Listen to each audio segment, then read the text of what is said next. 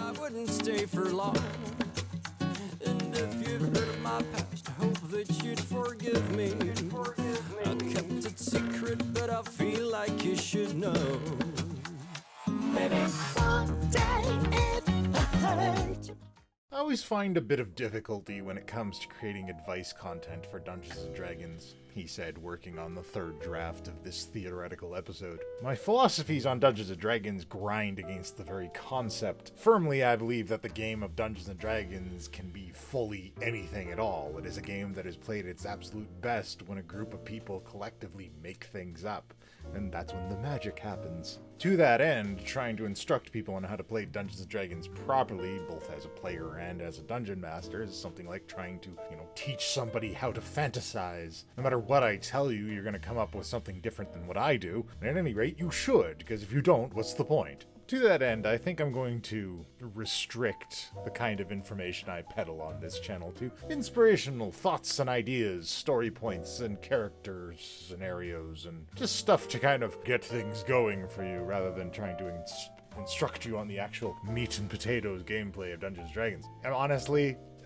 always play the game that's right for the table and right for you as a player and you as a dungeon master, and that's probably the best advice anybody could ever give you for Dungeons & Dragons. All that said, still got a video to make, so let's get into it. A question I often see come up from dungeon masters on social media groups and, all different places is how to make an interesting boss encounter.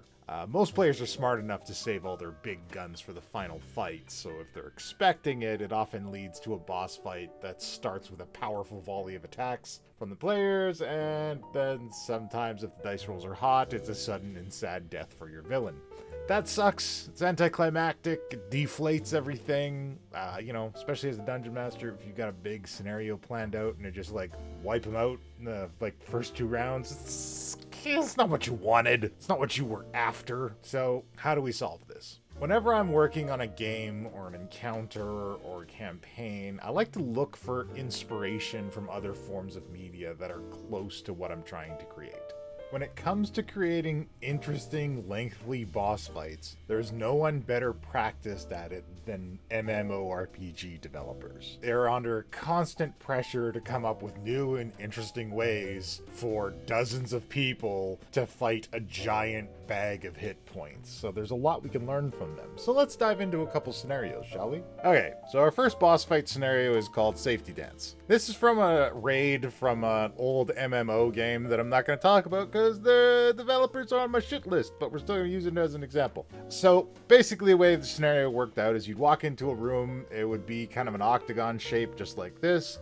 There'd be a safe platform, and then the rest of the floor would have all these cracks in it with this kind of glowing dangerous fluid flowing through it. Could be lava, could be acid, could be lightning. It can be whatever you need it to be for your scenario. But in the particular scenario in the game, it was like necrotic goo. In the game, what would happen is you would have a team of between 25 and 10 people show up, pull the boss. The tanks would have to kite the boss around the room to various sections, while all of the ranged characters stayed up top on the safety platform. The reason that you had to do this was because the boss had a deadly aura that would extend the casting time of all spells around him. So all of the melee characters would have to follow the boss around the lower portions of the stage, while all of the ranged characters stayed safe up on the safety platform, unaffected the curse that surrounded the boss. This was particularly detrimental in the game because it prevented healers from being able to heal effectively by extending their cast times. That's not something we need to worry about for D&D, because I'm not sure how you would even functionally implement such an aura into an encounter. I mean, theoretically, you could make an aura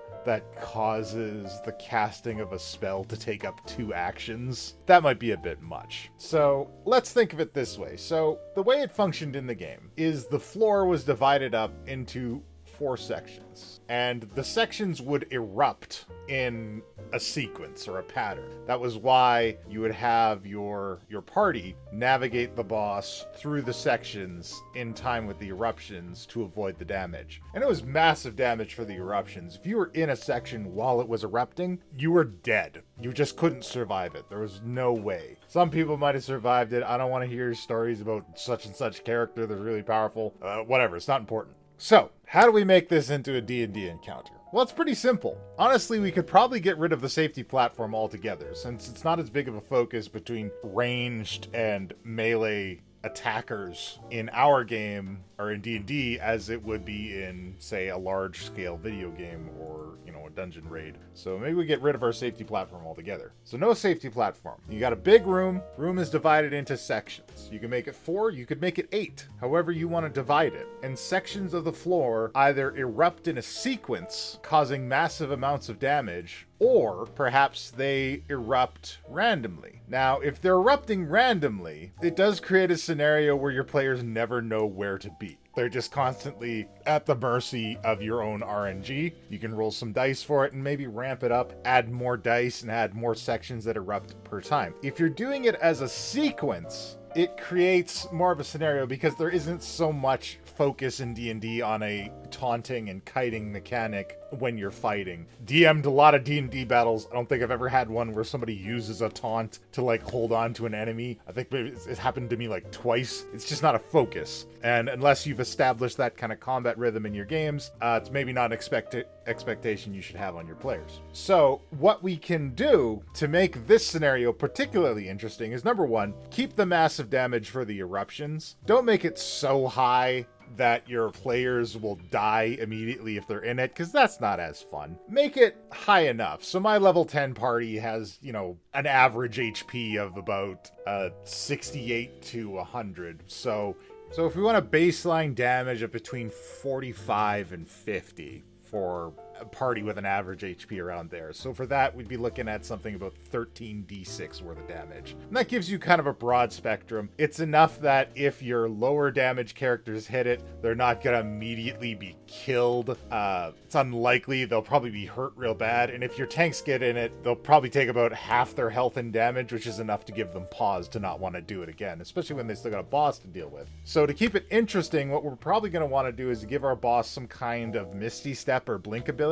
that will allow them to move around our area easily without incurring a lot of opportunity attacks from our players. From there, it's just adding and taking away things if you want to tweak the difficulty of it. For example, you could make it so the boss itself has a damaging aura, depending on what kind of creature you've put in there. Say I'm building this encounter, I build it with a fire elemental that already has a damaging aura on himself, and then I add spawning mephits and magmins to the map throughout the battle, which have their own area denial because when they die, they explode and do damage in an area. This creates one of those scenarios where you're always moving people around, and it does create a more active combat environment that should lead to a more interesting encounter. Last most important thing is, make sure whatever damage you have your floor eruptions doing, it is a type of damage that your boss is immune to, because it creates a scenario where you can leave your boss in a spot that the players know is going to erupt, and the players have to retreat, but your boss doesn't. Simple, easy, really fun encounter. Try out the safety dance for your own. Next encounter. All right, the party has come to the end of a long, icy cavern. They make it to the final arena, and they go out. They split off in different directions to begin searching. And then, before they know it, a massive dragon comes down and sprays the area with a massive bolt of ice that creates a giant wall separating the party, one side to another. This is the split wall dungeon arena, or the split wall boss arena. Super easy, simple, basic concept. The main things that you need for this are, number one, you need a boss that can either move through walls or fly over them. Pretty simple, pretty easy. If you don't have that, another fun way to do it, and again, this doesn't have to be a giant dragon or anything, is you could have a boss that is actually stationed at the top of the wall when it comes down, and then just dispatching minions to fight everybody, and then you have a more dynamic combat environment where people are trying to get up to fight the boss. Really good if you don't have a lot of players that have movement enhancing abilities like Misty Step or Fly or anything like that. There's not really a whole lot to say about this one. This is very basic. All you need is a room or arena that you can split in half and separate the party into 2 sections. Ideally, it has to be a solid wall, because if they see through, they'll be able to cast and launch spells back and forth, and it won't be that big of a deal for them. It won't be debilitating. But the purpose of this boss arena is to divide the party's power in a meaningful way to prevent them from focus firing on the boss immediately at the start of the fight, and instead creating a scenario where, say, if you have your boss in there, your boss is in a situation where they can hop back and forth between the 2 parties, or if they're sitting on top, they're only having to fight whoever can actually make it to the top of the wall and come after them. Kind of a king of the castle type situation. Again, a nice simple boss arena. Really changes things up. Bonus points if you can make the walls shift and change who gets divided, or just teleport people around. You can have the party deposited into the room this way, or wait until they just through their natural exploration separate enough and then bring the wall down is another way to engage it as well. Breaks combat up a little bit, make your players think on your toes and make them come up with new ideas. That's the split wall trap. Or split wall boss arena, whatever. Call it what you want. So the next scenario is the Ooze Cruise. This is another simple area denial kind of boss fight. Again, a lot of that's a good rule of thumb for when you're trying to create an interesting boss encounter in D&D. The more you can limit your player's ability to just wrap the party around the boss and wail on him consistently for long periods of time, the more interesting and dynamic you can make the combat. Okay, so how the Ooze Cruise works is we have a beast here. In this case, I'm using a Venom Troll. And the longer, like each turn the beast stays in that space, they drop a glowing cloud or puddle of debilitating goo or aura or stink or whatever you want to call it, whatever you want to use it for. And it has a negative effect that is troublesome for your players. It can be a damaging effect. It can be a damage reduction effect. It can be a action reduction effect or a reduction to attack rolls. You can get creative with it. You can make it a lot of different things. Heck, you even make it something that holds in place. But a cool way to do it is that the more a monster stays in one spot with this ability, it stacks and it adds more of them, and it grows, and it becomes a worse and worse place for your players to be. So inevitably they're in a situation where they either need to fight the monster at a range or get him to go somewhere else and fight him there. Where then your monster can drop another one, and eventually leads to a scenario where your players are scrambling to find a safe place to stand while fighting the boss, and it creates a lot more danger in the scenario for your players to have to deal with. Another simple, basic setup, an extra ability. Again, it can be very difficult to manage, or it can be very deadly, depending on how you balance it.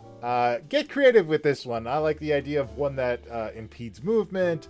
Maybe it debilitates rolls. Maybe it starts with a -2 and then goes to a -5 or a -10 the longer you stick around for attack rolls. Yeah, try something like that out. Next one, last one. Okay, last scenario I'm going to call the Chase. And this one's got a bit of a twist on it. So this is a good one if you want to set up a powerful boss that you want to use later, but you don't want your party to fight them just at this moment. So your party has come to the end, and the big boss has made his appearance known, and he starts coming towards the party, and he initiates a magical item or some kind of artifact of power, and he has this intense aura surrounding him. So you can see we've got a Death Knight here, and he's got his intense aura around him. First thing that's going to happen is one of your people is going to rush forward to try and attack. The moment that character enters the aura, have them take damage from the aura.